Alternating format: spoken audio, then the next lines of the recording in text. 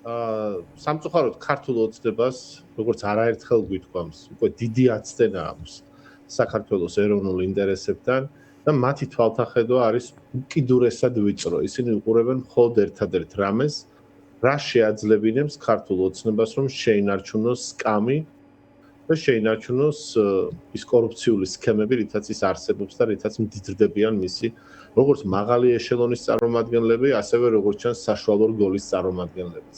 რაც გამოჩნდა კიდეც იმ უამრავი კორუფციული სქემიდან და ციხეში ჩასმული პრემიერ-მინისტრიდან და რამდენიმე ყველაზე მნიშვნელოვანი სამინისტროს ხელმძღვანელი, ხო?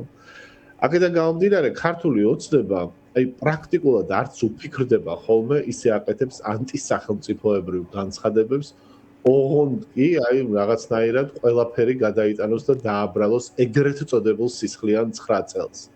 ამისთვის ხომ ქართული ოცნება მზად არის, რომ ტრის მხარეც კი დაიჭიროს. თქვას, რომ თურმე ეს ჩვენი ბრალია, ეს არის მსხვერპლი, რომელიც ჩვენს გამო მოხდა და არა ის, რომ რეალურად ეს ადამიანები საქართველოს ერთიანობას შეეწირნენ.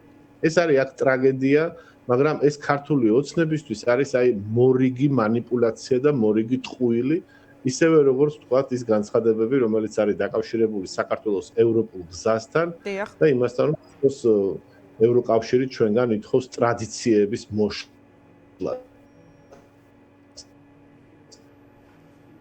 მაშინ როდესაც ერთადერთი მთავარი მოთხოვნა ყოველდღიურს მიმართ იყო ის, რომ ხელისუფლებას უნდა დაეცვა დემოკრატიული ნორმები, უნდა პატივი ეცა ადამიანის თავისუფლებებისთვის, ხელი უნდა შეეწყო იმისთვის, რომ პოლიტიკური კონკურენცია ყოფილიყო მეტნაკლებად თანასწორი მაინც.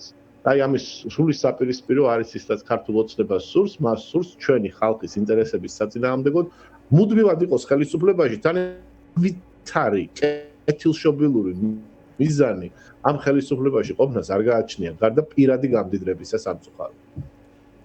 კი ბატონო.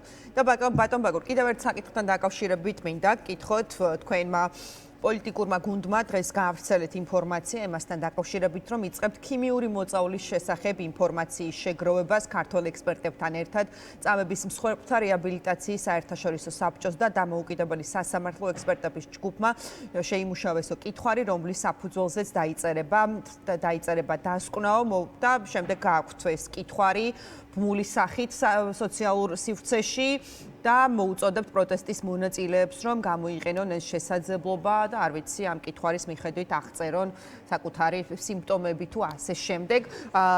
რა პერსპექტივა აქვს თქვენს ამ ინიციატივას, რომ გითხრათ მოგვიყვეთ უფრო ვრცლად საბოლოო ჯამში რა გეგმა გაქვთ ამ მიმართულებით? ეს არის ერთ-ერთი შედეგი სამოქალაქო საზოგადოებისა და პოლიტიკური პარტიების კოორდინაციისა. თქვენ ნახავდით, რომ არაერთმა დემოკრატიულმა ოპოზიციურმა პარტიამ გამოაქვეყნა ეს მოწოდება და ეს ბმული, რომელიც საშუალებას აძლევს იმ ადამიანებს, რომლებიც უსამართლოდ დაზარალდნენ ამ აქციების დროს ხელისუფლების მართლსაწინააღმდეგო ქმედების შედეგად, დააფიქსირონ თავიანთი მდგომარეობის შესახებ, ეს ყველაფერი შეგროვდეს და შესაბამისად დაერთოს თან იმ საქმეს და იმ ასე ვთქვათ გამოძიებასაც, რომელსაც მოსკოვის მექანიზმის საშუალებით ახორციელებს ეუთო. ამიტომ ეს ძალიან ისეთი სისტემური ინიციატივაა და ჩვენ თვლით, რომ ეს ხელს შეუწყობს იმას, რომ საქართველოს მთავრობამ ამ მსგავსი ნაბიჯები მომავალში აღარ გადადგას და აღარ ჩაიდინოს დანაშაული საკუთარი ხალხის წინაშე. კი ბატონო. ხალხის წინააღმდეგ.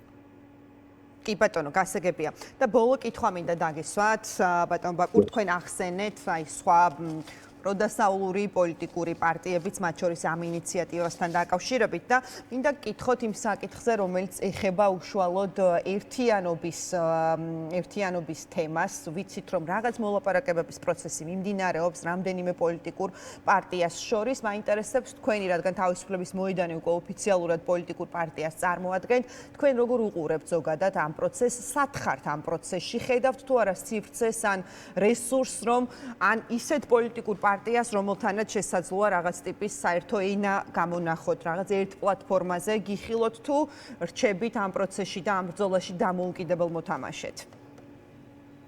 არა, ჩვენ ამას არ უყურებთ გარედან, ჩვენ ამ პროცესის ნაწილი ვიყავით და ვართ.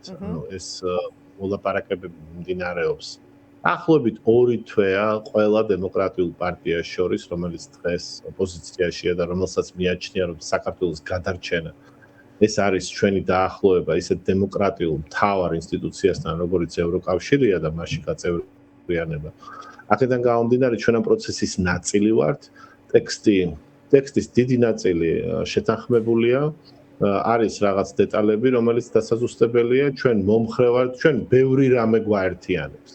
თავისუფლების მოედანს იმ ძალებთან, რომელსაც სურთ საქართველოს დემოკრატიულ კურსზე დაბრუნება, მაგრამ თავისუფლების მოედანი ბუნებრივია გააგრძელებს დამოუკიდებელ არსებობას და ჯერჯერობით მაინც ყოველ შემთხვევაში რაიმე კოალიციაზე მით უმეტეს არჩევნების არარსებობის შემთხვევაში ლაპარაკი ზედმეტად მიგვაჩნია. კი ბატონო, არჩევნების არარსებობა ახსენეთ. თქვენ ფიქრობთ, რომ რაღაც 2028 წლის არჩევნებისთვის ემზადებით? მოდით პირდაპირ დავსვამ კითხვას. ანუ უახლოეს მომავალში რადგან არ არსებობს არჩევნები, მომდევნო არჩევნები რაც გვიწევს 2028 წელს არის და ამიტომ ვსვამ ამ კითხვას.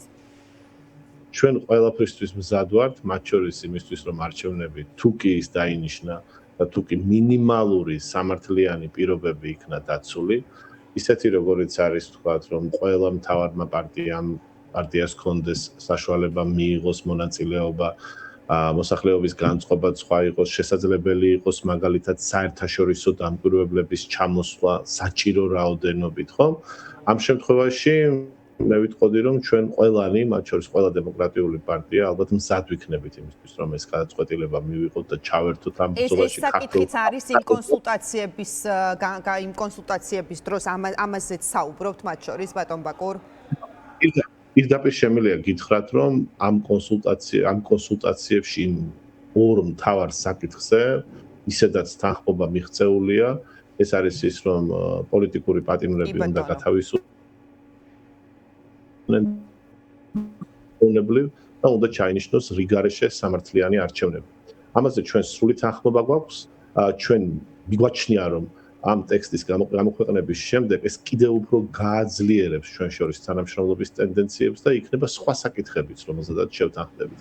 ეს არის ამ ყველაფრის, ასე ვთქვათ, მთავარი შინაარსი.